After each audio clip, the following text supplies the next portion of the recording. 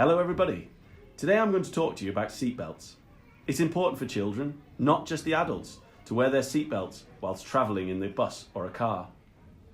There are some myths about not needing to wear a seatbelt for a short drive, but the reality of this is accidents can happen at any time.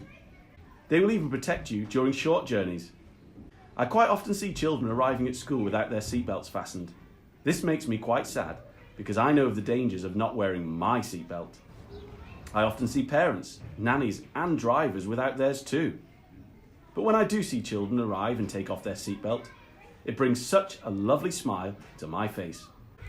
So, when you're in your car, please can you remind everyone to put their seatbelt on and don't forget yours too.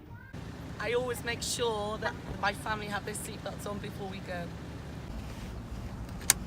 أمي ربطت حزامي. If I don't put my seatbelt, I'll get in trouble by my mom.